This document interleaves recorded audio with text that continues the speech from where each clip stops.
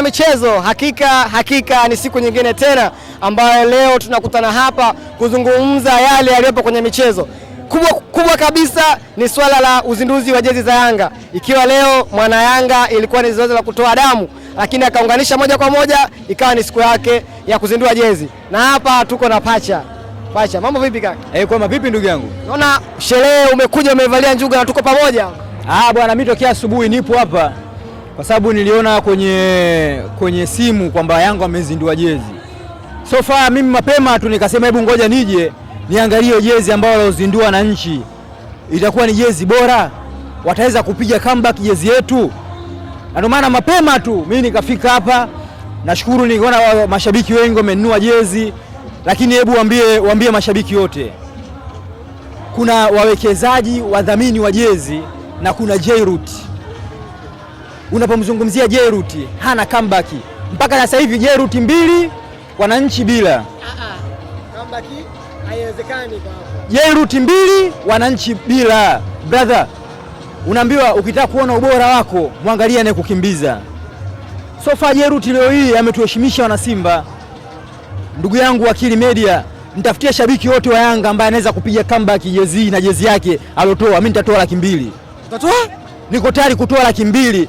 Nitafutie shabiki wote wa Yanga aje na jezi yake. Si anasema na nyeusi, ile njano na ile kijani. Aje hapa tupipichane na uzi huu tu. Mimi niko tayari kutoa 200,000. Kwamba uzi wenu ni mkali sana kuliko uzi wa mwana Yanga siku ya leo. Unaona jezi nyeusi, Pacha? Wewe unaonaje? Unaona jezi ya kijani? Shehe wangu, unapoizungumzia jezi ya Simba, unapoizungumzia mzabuni Jairut, ameenda kutuheshimisha mashabiki wote wa Simba. So far Jairut 2, wananchi bila. Ndugu yangu, hebu tuweni wa kweli. Hakuna shabiki mbishi kama mimi. Lakini leo hii nakwambia Jairut yapepewe. So far hichi alichoa Jairut ni kitu kikubwa zaidi. Hii jezi hauwezi ukaipiga comeback. Jezi ya Simba haina comeback. Waambie mashabiki wote. Pacha, nini ambacho ni unique kwenye jezi ya Simba ambacho kimewazidi kwenye jezi ya Yanga? Ambacho unaona kabisa hiki nikikizungumzia basi hiki kimezidi ubora jezi ya Yanga. Ni nini iko? Nipe siri ya ubora wa jezi ya Simba. Ndugu yangu Akili, mimi nilitegemea ile jezi ya kina Alikamwe alikuwa pre-season. Ile ndio itakuwa jezi ya Yanga. Mashabiki wote walitarajia hivyo. Na ndio maana mimi nikasema endapo Yanga watatoa jezi hii ya pre-season kwamba itakuwa ndio jezi yao bora. Of course na mimi ningeisemea kwa sababu kwenye kunyoka mimi katika shabiki ambao aliyenyoka namba 1 ni mimi. Maneno unayokuambia mimi utarajii kuambiwa na mtu yoyote. Ndugu yangu, jezi hizo walizotoa Yanga na jezi ya pre-season. Of course jezi ya pre-season ni bora ukilinganisha jezi hizi. Ndio maana nakwambia kuna wawekezaji wengi wadhabuni wa jezi. Alafu kuna bwana Jairut. Jairut alindwa kwa wivu mkubwa. Unaponitajia Jairut ni mzabuni ambaye hajawahi kutokea kwenye ligi yetu. Leo hii mashabiki wa Simba, ndio maana nakwambia mtafutie shabiki wote wa Yanga ambaye mwenye jezi yake sio ya nyeusi, sio ya njano, sio ya kijani, ambaye anaweza akampiga comeback jezi hii. Ndugu yangu, hebu kwenye ukweli tuzungumzeni kweli. Turudi sasa kwenye swala la usajili. Tumeona leo Jairut alikuwa kwenye kituo kimoja cha media na akasema kwamba ikiwezekana atamleta Faisal Salumu pale. Na kuna challenge ambayo amesema atajaribu kuona. Je, wana Simba mnaweza mkakubaliana na hiyo challenge? Wewe kama shabiki wa Simba Pacha, unazungumziaje usajili wa Feitoto? Ikiwa pia kuna tetesi ambayo inasemekana anaenda Young Africans. Wewe kwa maoni yako unazungumziaje lisakata mpaka sasa? Unaponioji mimi siku zote mimi nimenyoka. Unaweza kuona mimi nitakuwa mtu wa mwisho kabisa kuamini kama Yanga wanaweza kumsajili nani? Faisal Salum Feitoto. So far unaweza kuona kwamba sie Simba tulimtaka Faisal Salum almost misimu 4 mpaka 3 mfululizo, lakini tunamkosa. Na nimeona tetesi, kuna baadhi ya wachambuzi wengi akiwemo Huruma, wote hawa wanasema kwamba kuna 90% Feitoto kwenda wapi? Kwenda Yanga. Na maana nakwambia mimi nitakuwa mtu wa mwisho kuamini kwamba Yanga wataweza kumsajili Feitoto. Na endapo kama Yanga watafanikiwa kumsajili Faisal Salum Feitoto, sasa hii wataenda kutuziba midomo na Yanga wataenda kuonyesha ukubwa wao na wataenda kutuzalilisha kwamba wao wamemtaka Faisal Salum ndani ya wiki moja tu wamefanikiwa kumchukua. Sisi miaka 3 au 4 tumetangaza tunamtaka Faisal Salum Feitoto. Hebu kwenye kweli tuzungumzeni kweli. Na endapo kama Yanga watafanikiwa kumsajili Faisal Salum, sasa itakuwa ni rasmi kwenye hizi timu za Tanzania NBC Premier League. Yanga atakuwa ndo baba yetu, atakuwa yeye ndo mtawala wa ligi kuu. Of course, kwa sababu unaona usajili waliofanya, wachezaji bora kabisa. Unaweza kuona kuna huyu Peter Shalulile, unaweza kuona wamemsajili Sheikh Toure, unaweza kuona wakina ule MVP wa Zambia anaitwa nani ule Kangwanda. So fanya wachezaji bora kabisa. Mimi nakwambia, ukiniambia mimi, ukiniwekea timu yangu ya Simba hapa na Faisal Salum hapa, bado Yanga wana nafasi kubwa ya kumchukua huyu mchezaji ukilinganisha na timu yetu. Kwa nini? Unaweza kuona sisi tulimtaka huyu Suleiman Mwalimu. Of course tena kwa hela ndogo tu, kwa milioni 100 tukashindwa kumsajili. Akaenda wapi? Akaenda Wydad. Tena tulipewa mwezi mzima. Vile vile alikadhalika kwa Neo Maema, na wachezaji ambao walitengeneza ubora, safu bora kabisa washambuliaji kwenye timu yetu. Na ndio maana nakwambia ndugu yangu, unaponambia kwamba Faisal Salum timu gani yenye nafasi ya kumchukua, mimi nitakwambia wananchi. Hawa wananchi wana nafasi kubwa ya kumchukua Faisal Salum kuliko sisi. Na hii tabia kwamba mashabiki wenzangu wanasema kwamba wanaibeza management ya Yanga kwamba haiwezi kumsajili Faisal Salum, ili jambo tuache mara moja. Kwa sababu hao tunavyosema hawezi, hao ndo wanatujibu kwa vitendo. Brother, hebu kwenye ukweli tuzungumzeni kweli. Kwenye upande wa usajili, bado management ya Yanga ni bora ukilinganisha na management yetu sisi. Na ndio maana nitumie fursa hii kuambia mashabiki wenzangu wote, kutokana huyu Jeruti kaonyesha uwezo mkubwa kwenye upande wa jezi. Huyu Jeruti kaonyesha kwamba yeye ana uwezo gani kwamba kutuletea Eliza. So far alisema kwamba analeta Eliza. Of course kaleta Eliza, japo kuna baadhi ya mashabiki wenzangu wanasema Eliza sio mpya, lakini kaleta.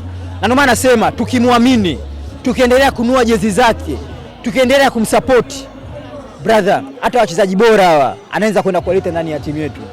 Pacha, tumeona taarifa ambayo imetoka ni kwamba Neo Maema anarudi tena Simba kutokea mambo rudi kwa mkopo.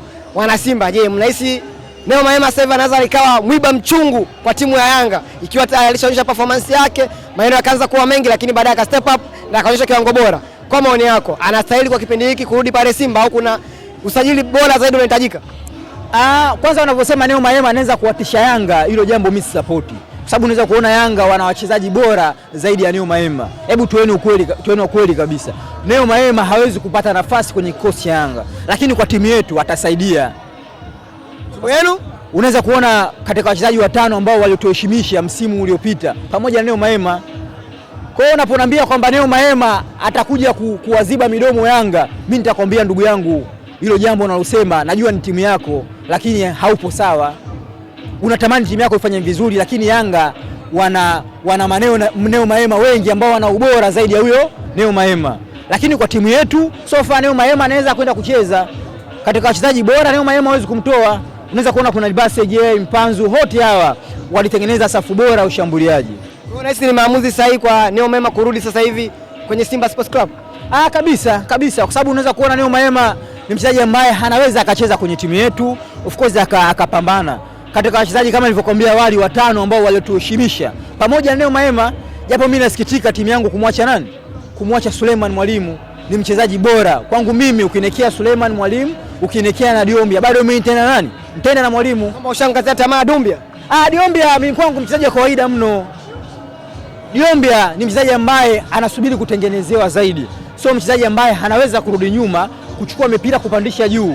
Na nakwambia Mwalimu ana faida kubwa ukilinganisha na huyu Diombia, kwa sababu Mwalimu ana uzoefu. Mwalimu ni mchezaji ambaye kiasili anaweza kurudi kushirikiana na viungo kwenye creativity kwenda kushambulia. Lakini kama tunavyomuona huyu Diombia ni mchezaji ambaye namba 9 kusimama, namba 9 ambaye anasubiria hatengenezewe zaidi. Kwangu mimi nitakwambia namba 9 ya zamani. Alafu ukimwangalia hata Diombia ni mchezaji ambaye hajacheza timu yote kubwa.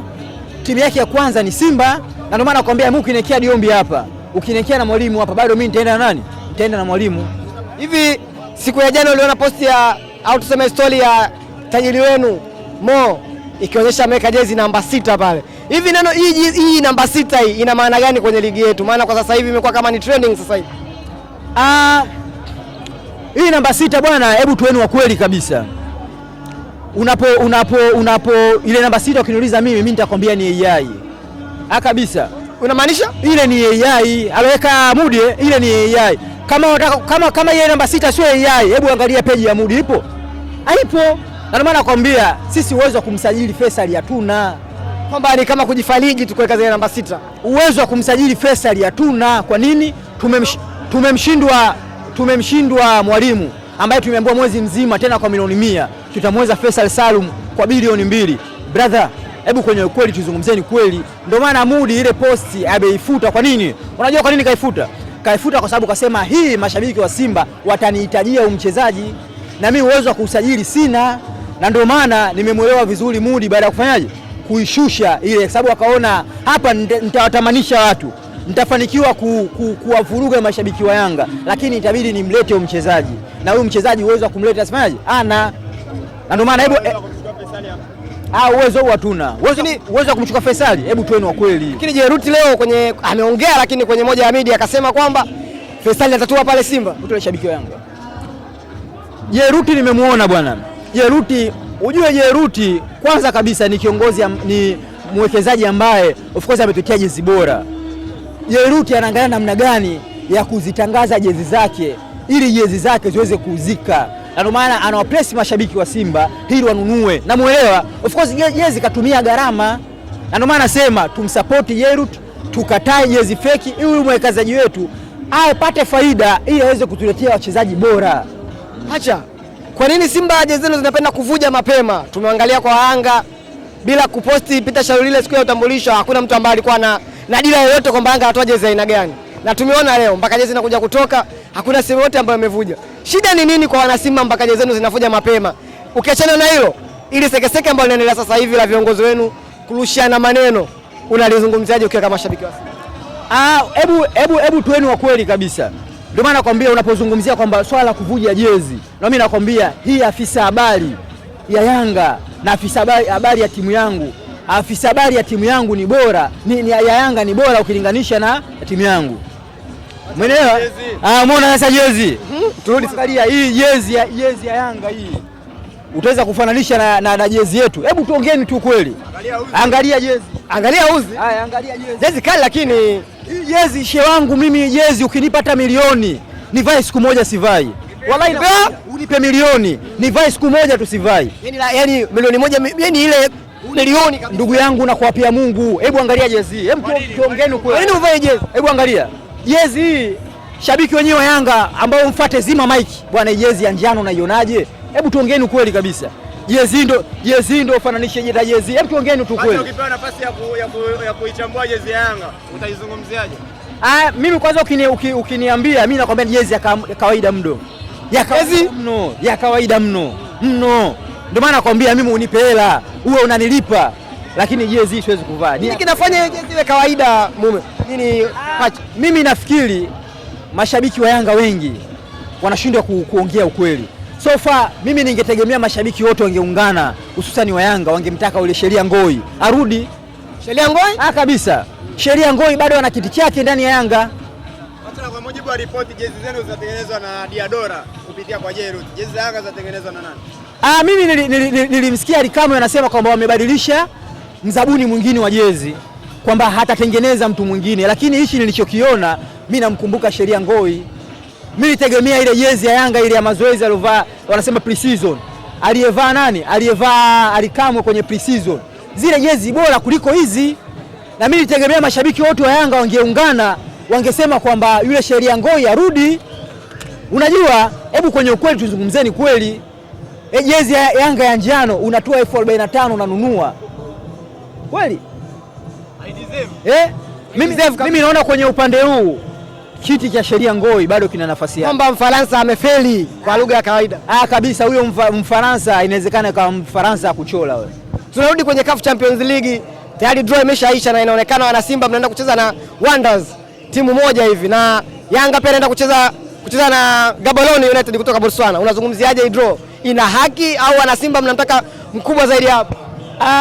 Unapozungumzia uwekezaji wote huu ambao waliofanya Yanga, uwekezaji tuliofanya sisi so far, kwanza unapotuanzisha wanaita nini?